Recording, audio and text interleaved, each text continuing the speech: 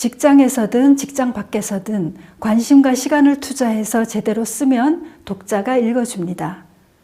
그러면 내가 의도한 방향으로 독자가 반응하도록 만들 수 있습니다. 직장에서 글쓰기도 마찬가지겠죠? 그저 취미로 혹은 자기만족으로 끄적이는 글쓰기와 진짜 글쓰기의 차이는 바로 이 지점에 있습니다. 글쓰기에 들인 여러분의 관심과 시간을 독자의 반응으로 회수한다면 바로 이것이 돈이 되는 글쓰기입니다. 이렇게 글을 쓸 수 있다면 돈과 사람을 끌어모을 수 있고 원하는 것을 얻게 됩니다. 이런 면에서 보면 글쓰기는 그야말로 초능력입니다. 돈이 되는 글쓰기가 진짜 정말 매력적인 것은요, 한번 배워두면 평생 써먹을 수 있다는 겁니다. 물론 제대로 한번 배워야 가능하겠죠? 돈이 되는 글쓰기 초능력을 내 것으로 만드는 실전 연습에 대해 알려드립니다.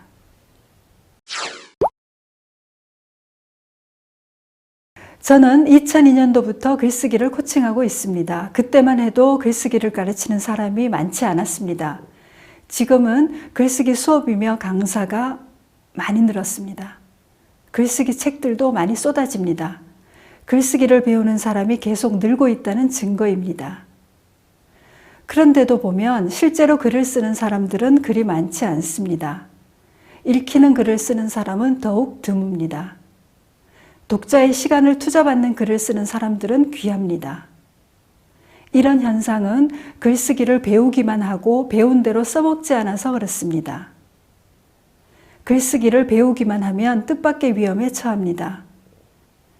글쓰기 수업에서 또 이 책 저 책에서 글쓰기 노하우라는 것을 반복해서 접하다 보면 나도 잘 쓸 것 같다 하는 생각이 듭니다. 이래저래 글쓰기에 대해 아는 게 많아졌으니까요. 하지만 실제로 쓰다 보면 안다는 것과 쓴다는 것은 별개라는 것을 절감하죠.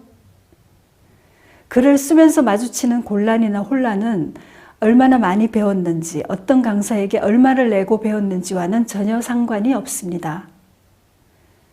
글을 쓴다는 것은 다양한 곤란과 혼란을 해결해가는 과정이고, 이 과정을 반복함으로써 경험이 쌓이고 그 경험을 이용하면 글쓰기는 배워집니다.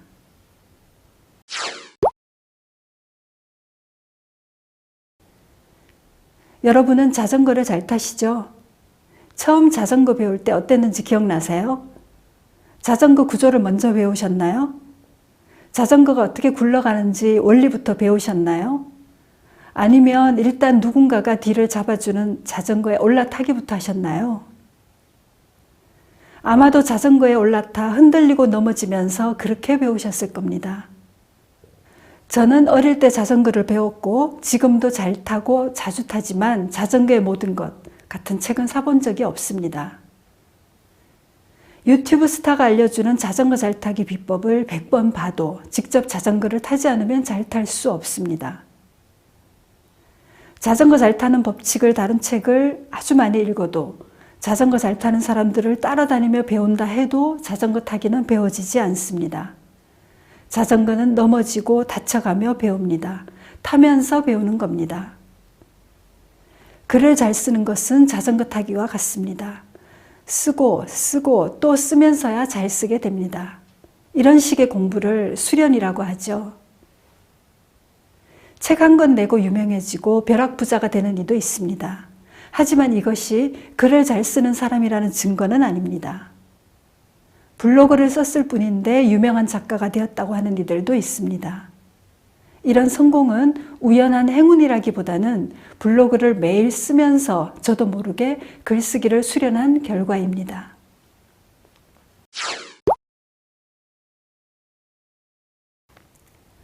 신문기자, 카피라이터, 소설가, 교수, 변호사, 마케터 이런 직업을 가진 분들은 글쓰기가 생업이나 다름없습니다. 쓰지 않으면 업무를 할 수 없고 또 돈을 벌 수 없으니까요. 이분들의 공통점이 또 있습니다. 글쓰기를 배우지 않는다는 것입니다.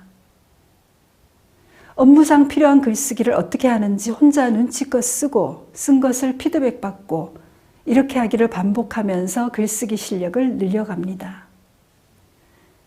다시 말해 글쓰기가 업인 사람들은 글쓰기를 배우지 않습니다. 쓰면서 배웁니다.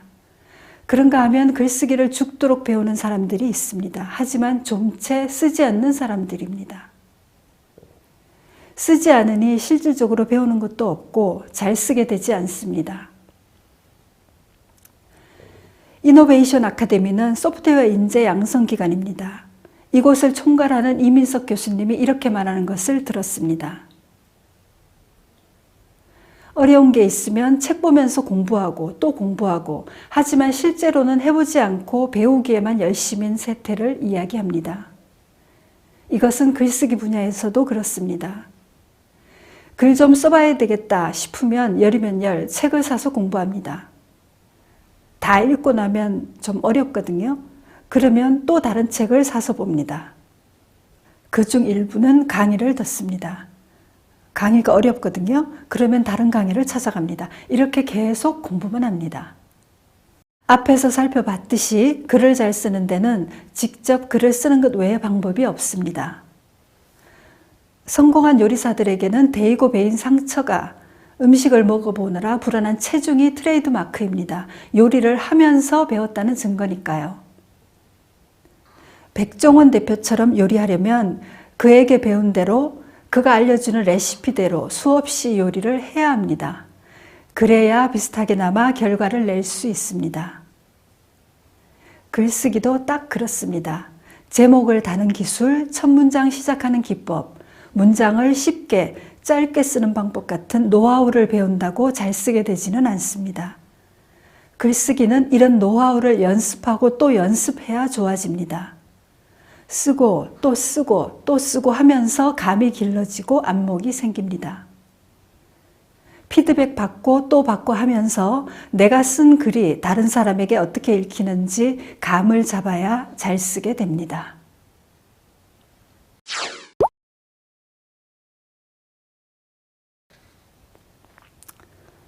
세계적인 음악가들을 최고의 아마추어들과 비교한 연구가 있습니다. 결과적으로 두 그룹의 연습 양상이 똑같았는데요. 이들의 지위가 달라진 것은 혼자 연습하는가 여부였습니다. 세계적인 음악가들은 혼자 연습하는 시간이 아마추어보다 5배나 많았다고 합니다. 돈이 되는 글을 쓰는 사람들도 혼자 연습을 많이 합니다. 많은 사람들이 글쓰기 수업이나 강사에 돈을 들일 때 돈이 되는 글을 쓰는 사람들은 쓰면서 배웁니다. 여러분, 글쓰기 공부는 이미 충분히 하셨을지도 모릅니다. 이제는 실제로 글을 쓰는 것에 시간과 에너지를 투자하시기 바랍니다.